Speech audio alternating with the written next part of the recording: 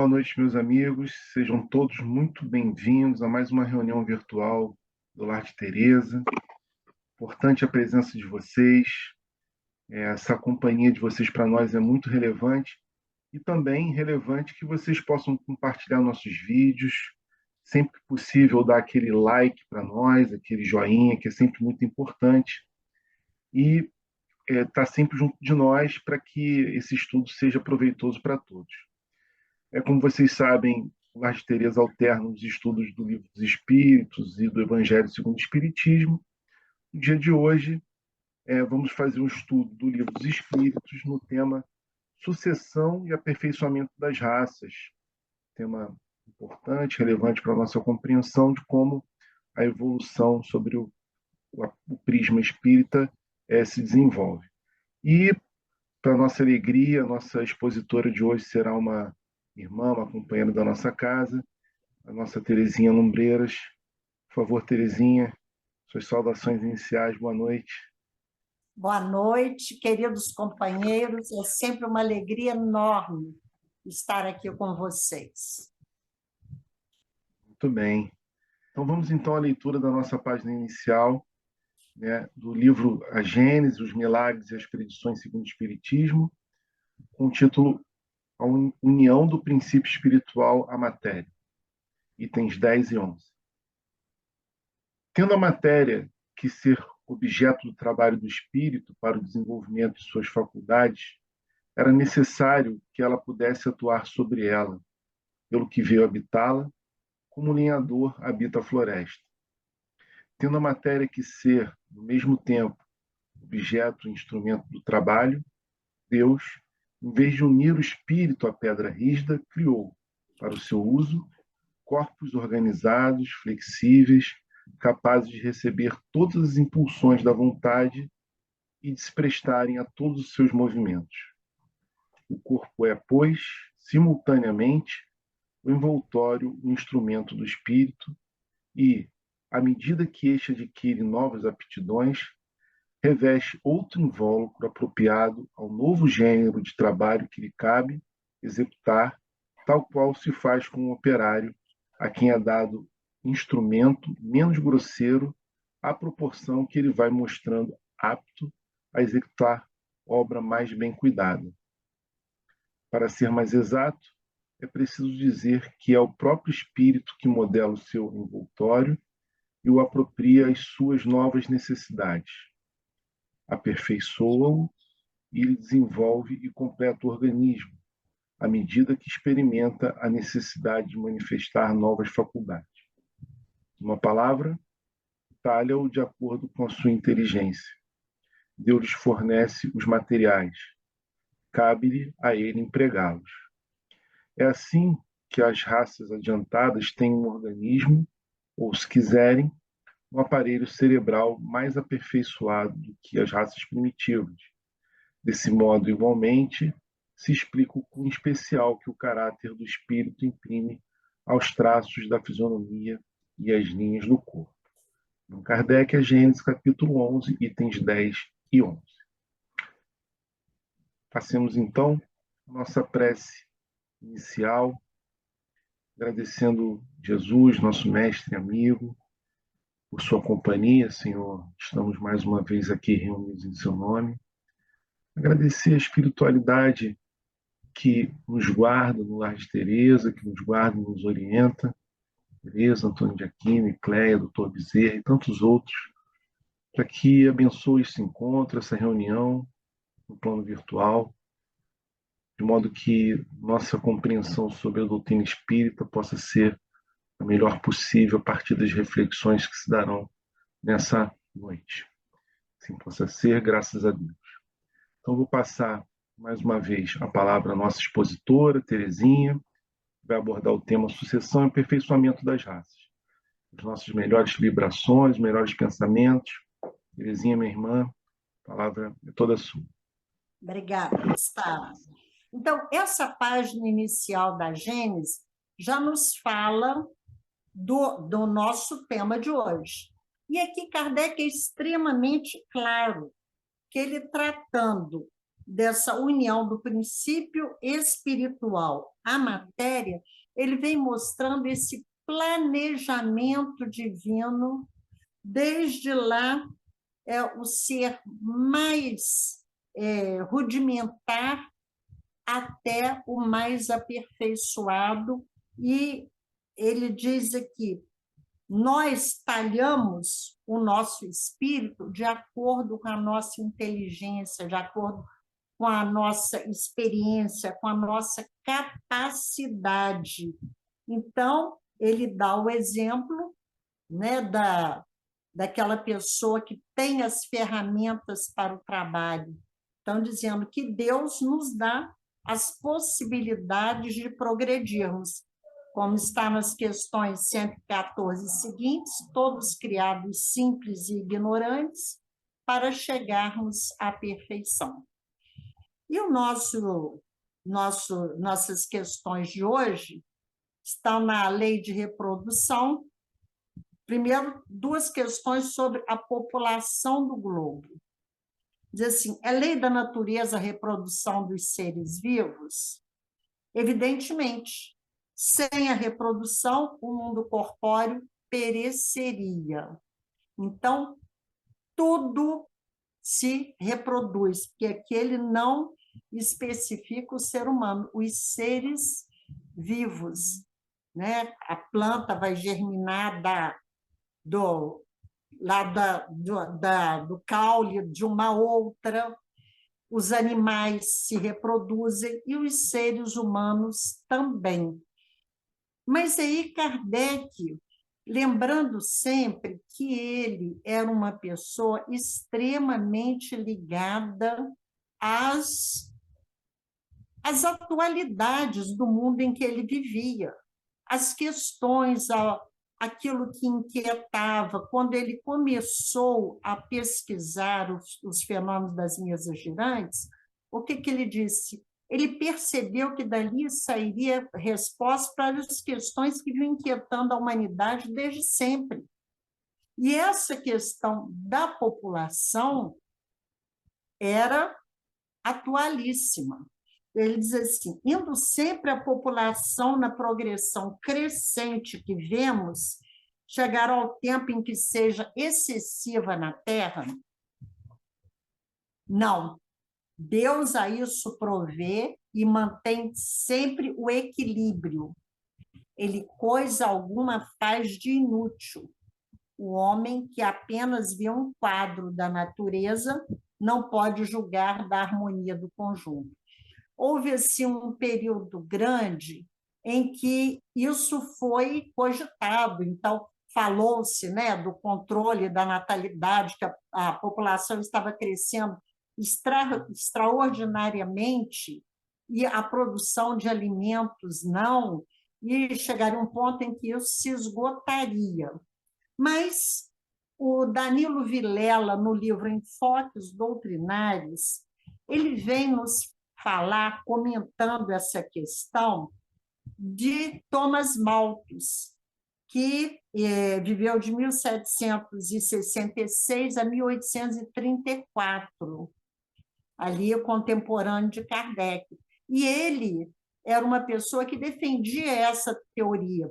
E é interessante o que o Danilo nos apresenta aqui nesse seu livro, que ele diz assim, né, que a grande escassez de alimento acarretaria fome e, surpreendentemente, ele pregava que se deveria negar assistência, hospitais, asilos, a essas pessoas que estariam com fome.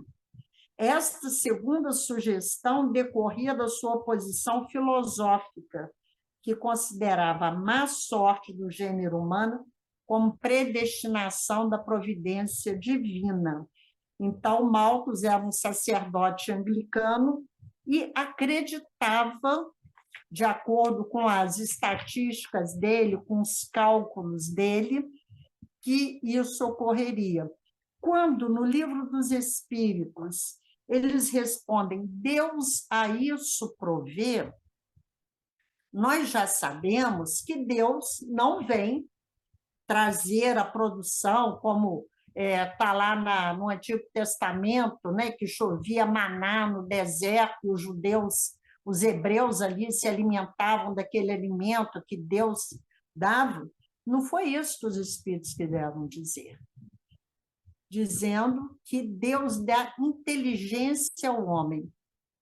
E, através das pesquisas, do aumento de produção, de irrigação, a produção vai aumentando e possibilita que todos tenham o alimento necessário.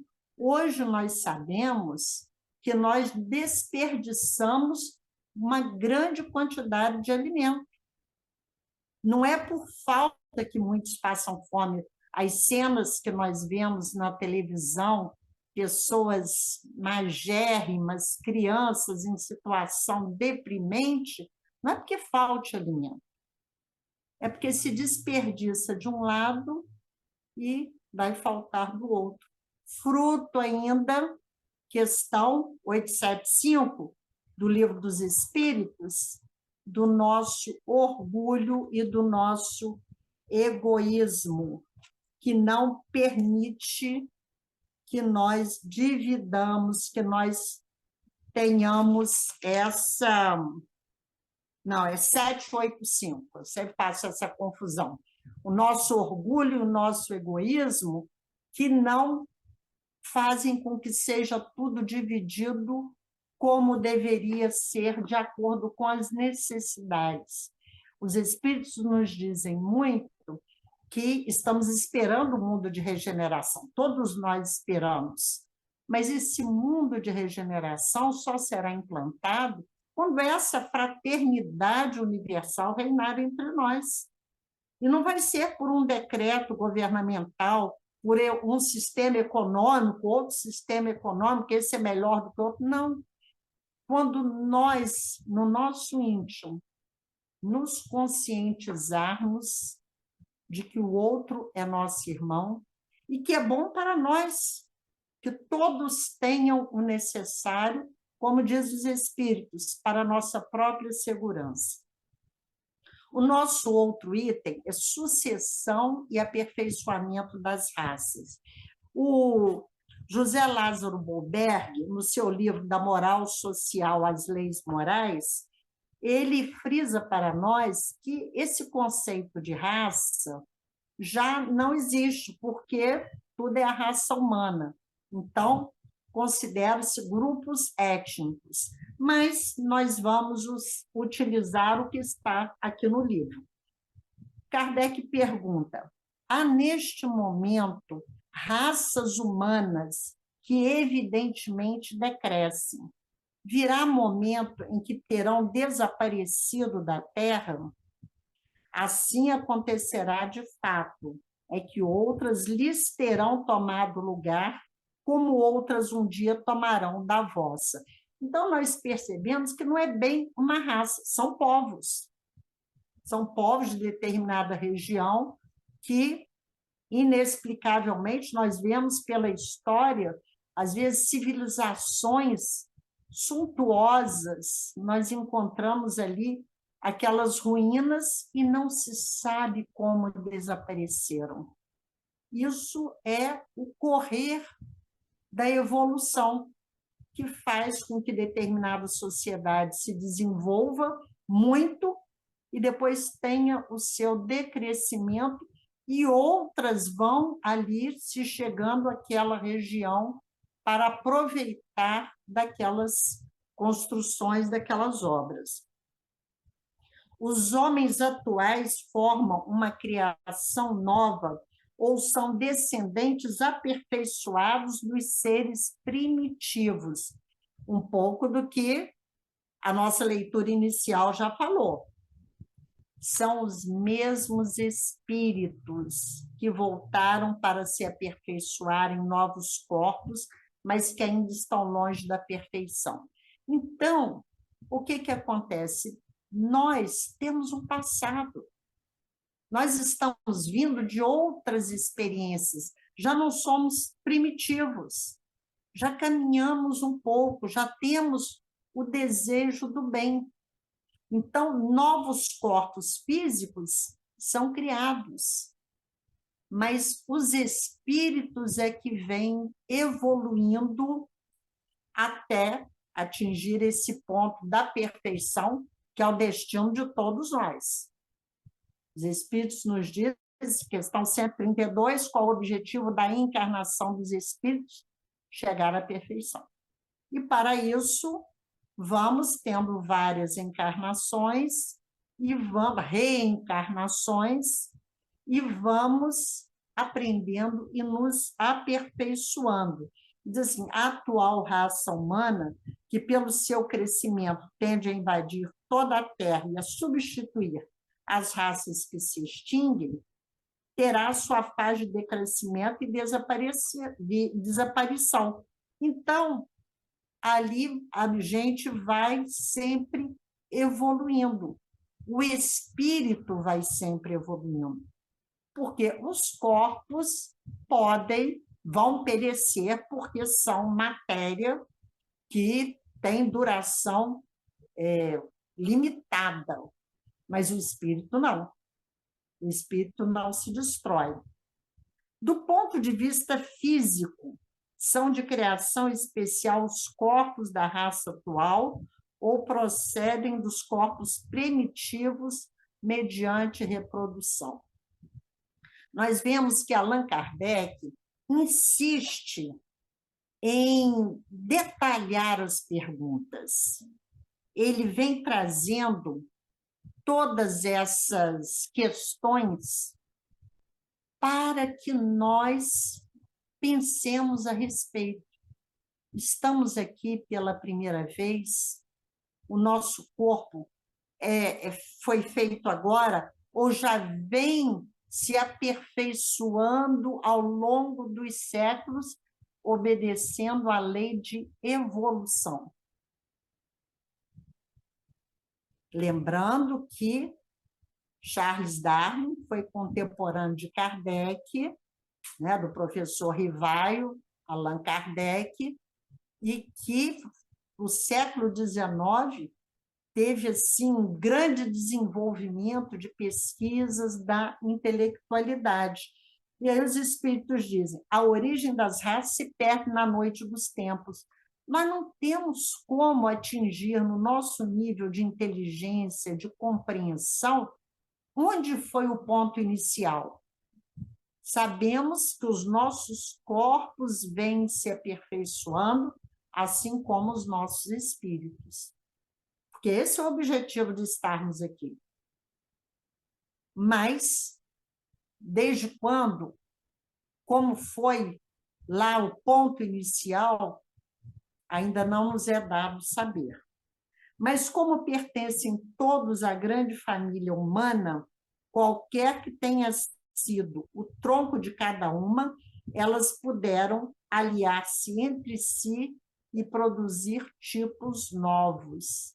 Então, a união dos povos que, mesmo que estejam em diferentes regiões, diferentes características, vão se unindo e formando novos povos com novas características e, muitas vezes, se distanciando totalmente daquela inicial que deu origem a toda aquela, digamos, aquela dinastia, toda aquela descendência. Qual, do ponto de vista físico, o caráter distintivo e dominante das raças primitivas? Então, Allan Kardec vai esmiuçando essas questões, porque aquele quer saber, mas aqueles povos primitivos, essas raças primitivas, ainda fisicamente diferentes da nossa, a inteligência ainda não desenvolvida, do ponto de vista físico, qual era a característica? Ele vai dizer, a força bruta à custa da força intelectual. Porque quando nós estudamos um pouco a história, nós vemos isso. No início, os seres que habitavam este planeta lutavam para sobreviver.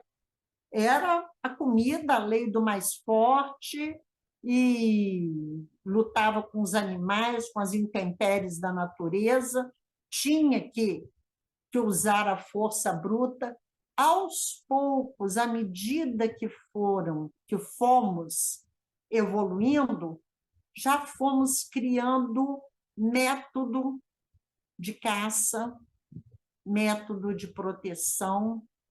Surgiu o fogo, descobrimos o fogo, que foi um grande avanço, mas tudo isso gradativamente à medida da necessidade da evolução. Então, nós vemos que as dificuldades que os primitivos passavam para sobreviver aguçavam a inteligência. Eles começavam, dentro da limitação deles, a buscar alternativas para se protegerem, para ficarem melhores, para terem mais segurança, se agasalhar no frio, se proteger do calor, e assim a inteligência vai se desenvolvendo. O homem, agora, faz mais pela força da inteligência. Isso Kardec falando no século XIX, os espíritos falando no século XIX. Agora, muito mais. Todavia, faz 100 vezes mais, porque soube tirar proveito das forças da natureza, o que não conseguem os animais.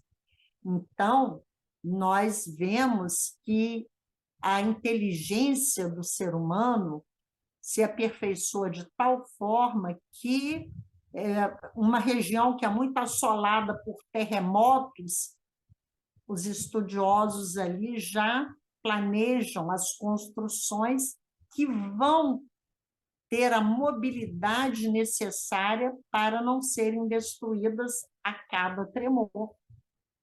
Outro das enchentes já tem os recursos, a engenharia, pontes que encurtam distâncias enormes, a inteligência do homem já facilita a vida. E devemos sempre pensar que esses talentos que nós vamos desenvolvendo devem servir para o nosso bem-estar, mas o bem-estar da sociedade em geral. Porque nesses itens aqui, principalmente, nós vamos vendo como é importante a vida em conjunto. Porque o grupo se fortalece e com o talento que cada um tem, a visão que cada um tem aqui ainda, nessa fase primitiva, vai fortalecendo e vai assegurando a sobrevivência do grupo. A questão seguinte, a 692, aí Kardec já vai tratar de uma outra questão. Será contrário à lei da natureza o aperfeiçoamento das raças animais e vegetais pela ciência? Seria mais conforme a essa lei deixar que as coisas seguissem seu curso normal? Então, o que Kardec está perguntando? É lícito a ciência investigar, mudar nas plantas, ali os enxertos? Hoje a gente vê muita planta enxertada que dá origem a frutas ou mesmo a plantas, os animais que já têm essas interferências. Então, Kardec assim, mas isso é lícito?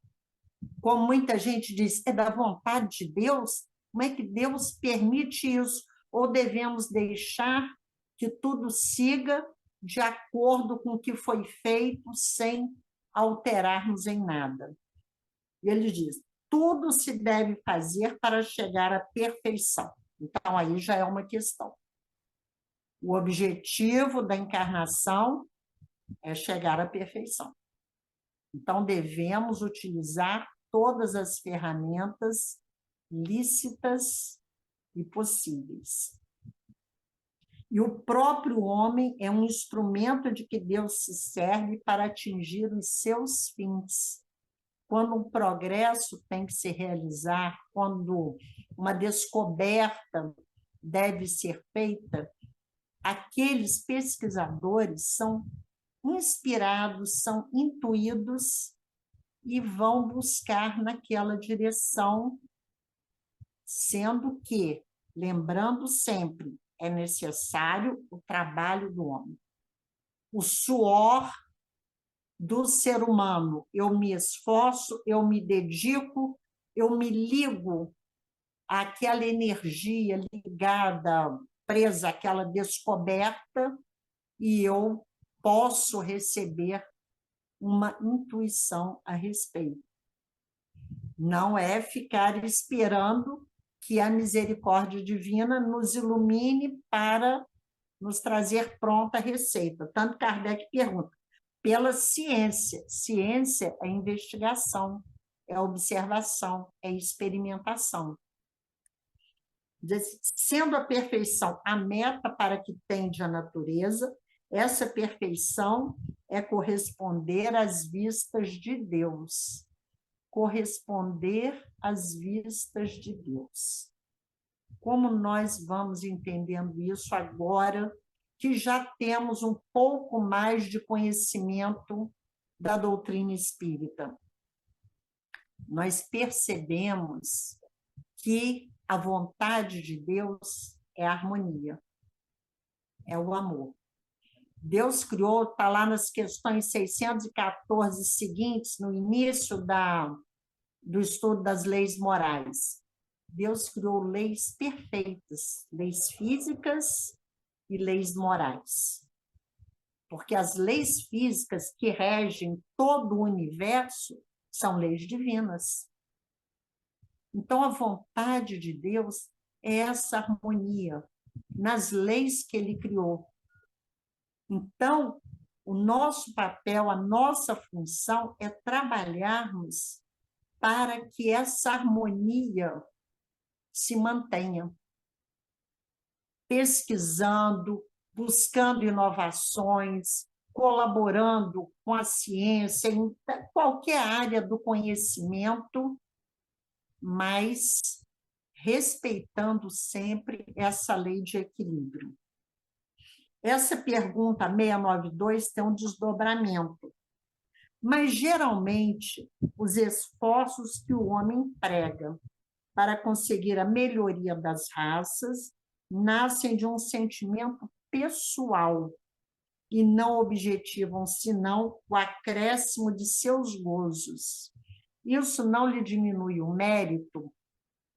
Vejamos só, muitas vezes aquele cientista que se empenha numa pesquisa, ele pode até ter essa intenção. Não, eu quero, digamos, ficar famoso, essa minha descoberta vai revolucionar a ciência, vai revolucionar o mundo, o meu nome será consagrado.